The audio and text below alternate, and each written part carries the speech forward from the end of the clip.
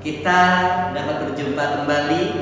Pada kesempatan kali ini, saya akan menjelaskan kepada kalian semua tentang materi hari ini, yaitu surah An-Nasr. Anak-anakku, siswa-siswi kelas 4 yang dirahmati oleh Allah Subhanahu wa taala. Minggu lalu Pak Esa sudah menjelaskan kepada kalian bahwasanya surah An-Nasr artinya adalah pertolongan. Siapa yang menolong dan kenapa Allah menolong? Sebab-sebab apa saja yang harus kita lakukan agar kita ditolong oleh Allah Subhanahu wa taala.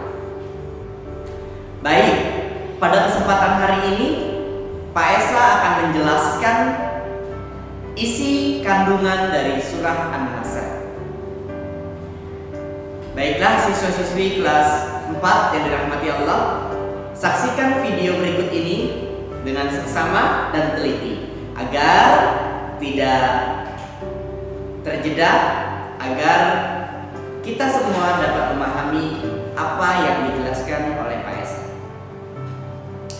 Baik, surah An-Nasr adalah surah yang diturunkan di kota Madinah.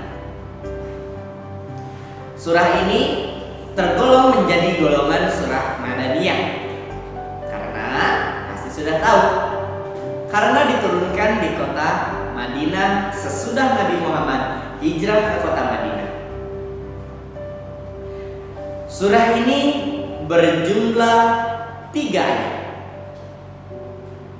Di dalamnya banyak sekali isi yang perlu kita ketahui, terutama agar kita bisa menikmati, menjalani kehidupan sehari-hari dengan teliti, dengan nikmat, dan pastinya dengan rasa syukur kepada Allah Subhanahu wa taala. Baik, siswa-siswiku kelas 4, sebelum kita melanjutkan penjelasan surah An-Nasr ini, Pak Esa akan melantunkan ayat surah An-Nasr. Maka bersama-sama mari kita baca surah An-Nasr. A'udzu billahi minasy syaithanir rajim. Bismillahirrahmanirrahim. Iza jaa nasrullahi wal fath wa ra'aitan nasa yadkhuluna fi dinillahi afwaja fasabbih bihamdi rabbika wastaghfir innahu kana tawwaba. Gampang bukan? Hanya 3 ayat yang perlu kita hafalkan. Dan Pak Esa juga yakin kalian sering sekali melantunkan ayat ini, karena ayat ini tergolong menjadi ayat yang sangat pendek. Hanya 3 ayat, tapi makna di dalam surah ini sangat besar, karena turunnya surah ini disebabkan oleh peristiwa yang tercatat di dalam sejarah Islam. Peristiwa ini juga sangat besar dan sangat terkenal, fenomenal. Baik, Pak Esa akan menjelaskan, sedikit menceritakan kepada kalian semua mengapa surah An-Nasr ini diturunkan oleh Allah. Mengapa bisa kok ada segerombolan manusia yang masuk ke dalam agamanya Allah. Sebelumnya barusan Pak Esa bilang bahwasanya ada gerombolan atau sejumlah besar orang kaum kafir Quraisy yang memeluk agama Islam. Bagaimana ceritanya? Simak video berikut ini. Jadi anak-anakku sekalian, bahwasanya zaman dahulu kala ketika kota Mekah yang kita ketahui isinya adalah keluarganya Nabi Muhammad. Dan Nabi Muhammad dilahirkan di kota Mekah. Dahulu kala kota Mekah diisi oleh berhala-berhala yang sangat banyak. Orang kafir Quraisy tidak menghiraukan apa yang dikatakan oleh Nabi Muhammad, bahwasanya tiada Tuhan selain Allah, tapi mereka menentang ajaran agama Islam. Sehingga Nabi Muhammad hijrah ke kota Madinah. Ketika di kota Madinah, Nabi Muhammad meminta pertolongan kepada Allah agar kota Mekah dapat dimiliki kembali oleh kaum muslimin. Sehingga berkat pertolongan Allah, kita dapat merasakan kenyamanan. Kita dapat melihat indahnya Ka'bah. Kita dapat mencium Hajar Aswad. Kita dapat beribadah ke kota suci Mekah. Maka dari itu, pada zaman dahulu, kota Mekah diblokir oleh orang kaum kafir Quraisy dari orang-orang muslim. Nabi Muhammad meminta pertolongan kepada Allah agar kota Mekah dibuka kembali sehingga kita dapat beribadah kembali di kota Mekah. Salah satunya adalah sahabat Nabi yang bernama Khalid bin Walid. Khalid bin Walid adalah panglima perang. Panglima perang yang sangat-sangat berjasa untuk kita semua. Namanya tercatat di dalam sejarah Islam. Khalid bin Walid diperintahkan oleh Nabi Muhammad untuk memasuki kota Mekah. Tujuannya adalah merampas senjata-senjata yang dimiliki oleh kaum kafir Quraisy. Ketika Khalid bin Walid masuk ke dalam kota Mekah bersama kaum muslimin, Allah memberikan pertolongan, Allah memberikan kemudahan, sehingga kaum Quraisy, kaum kafir Quraisy terkalahkan dan mereka menyerah. Mereka setuju bahwasanya kaum muslimin boleh kembali ke Mekah. Maka dari itu, pertolongan Allah pasti, janji Allah pasti, kematian pasti. Apapun yang dicatat di dalam kitab suci Al-Quran itu pasti akan terjadi. Jadi untuk kalian semua, untuk kita semua, tidak hanya membaca kitab suci Al-Quran, tetapi memahami apa isi, apa kandungan di dalam ayat-ayat tersebut. Perhatikan baik-baik. Surah An-Nasr ayat pertama berkata bahwasanya iza jaa nasrullahi wal fath. Apabila kemenangan, pertolongan Allah, nasrullah sudah datang, maka kemenangan akan ada di depan mata. Wa ra'aitan nasa yadkhuluna fi dinillahi afwaja.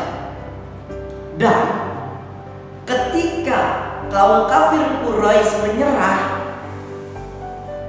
menyerah kepada Nabi Muhammad, mereka semua bergerombolan bersamaan masuk ke memeluk agama Islam. Hebat nggak? Dari orang kafir masuk ke dalam agama Islam karena ditolong oleh Allah. Nauzubillah min dzalik, kalau kita pernah melihat atau pernah menyaksikan, mendengar ada orang Islam yang murtad itu keluar dari agama Islam. Nauzubillah.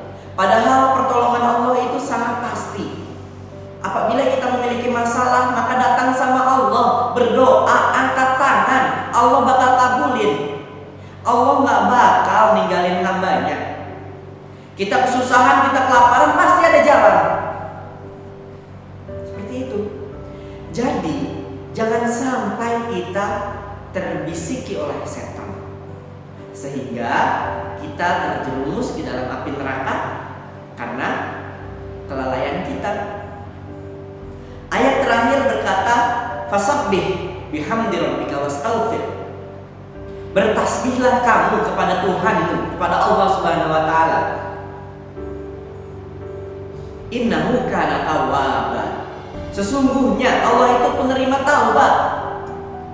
Kita semua kalau memiliki dosa sebesar dunia ini, seluas samudra, seluas lautan, kalau kita memohon ampun sama Allah, kalau kita berdoa, ya Allah ampuni ya Allah, kita bertaubat sama Allah, Allah pasti ngampunin walaupun dosa kita banyak. Itulah Allah, memiliki kasih sayang yang sangat luas. Allah tidak pernah meninggalkan hambanya. Walaupun kita banyak dosa, jangan sekali-kali kita merasa banyak dosa tapi kita meninggalkan Allah. Salah. Kita merasa banyak dosa, merasa banyak salah, maka kita harus semakin dekat sama Allah. Allah penerima taubat. Siapa sih yang gak punya dosa? Pasti semua punya dosa. Ya. Semua punya dosa. Pak Esa, kalian, kita semua yang hidup di dunia ini pasti punya dosa. Dosa terkecil saja, misalnya kita disuruh oleh orang tua kita, oleh ibu misalnya untuk membeli sesuatu ke warung, tapi kita sedang asik main game. Ketika itu ibu menyuruh kita, "Dek, tolong belikan ibu Royco ke warung." Tapi yang keluar dari mulut kita adalah kata ah. Kata ah saja kita sudah berdosa. Lalu bagaimana caranya untuk meminta maaf kepada Allah? Maka kita meminta ampunan. Kita berdoa, ya Allah, ampuni saya. Istighfar, astagfirullahaladzim. Baik, itulah pertolongan yang Allah berikan kepada kaum muslimin pada zaman Nabi Muhammad. Kalau kita punya masalah, kalau kita punya kesulitan dalam hidup, maka kita tinggal berdoa sama Allah. Allah Maha Kaya. Allah punya seluruh alam dunia ini. Allah yang kasih kita oksigen. Allah yang kasih kita kendaraan. Allah yang kasih kita nyawa. Allah Maha Kaya. Kalau kita miskin, kita tinggal minta sama Allah, ya Allah, saya butuh ini. Ya Allah, saya butuh itu. Pasti Allah kabulkan. Baik anak-anakku, siswa-siswi kelas 4. Itulah isi kandungan dari surah An-Nasr. Pada intinya, jangan meminta pertolongan selain kepada Allah. Karena dosa yang paling besar adalah dosa menduakan Allah atau musyrik. Karena dosa itu tidak akan pernah diampuni oleh Allah. Baik semuanya, siswa-siswi kelas 4 yang Pak Esa banggakan, semoga video ini dapat memberikan penjelasan kepada kalian dan dapat mudah dimengerti oleh kalian bahwasanya dulu itu ada sejarah namanya Fathul Mekah, yang mana dulu kota Mekah diblokir oleh kaum kafir Quraisy. Tapi Nabi Muhammad meminta pertolongan kepada Allah sehingga Allah mengabulkan dan kaum kafir Quraisy masuk ke dalam agama Islam. Dan juga kita, kalau kita punya masalah, kalau kita punya kesalahan, kalau kita punya kesulitan dalam hidup, maka angkatlah tangan dan memohon kepada Allah supaya kita ditolong oleh Allah. Cukup sekian video yang Pak Esa berikan kali ini. Pak Esa pamit undur diri. Semoga kita semua dilindungi oleh Allah dan kita semua dapat merasakan, dapat bersyukur kepada Allah atas nikmat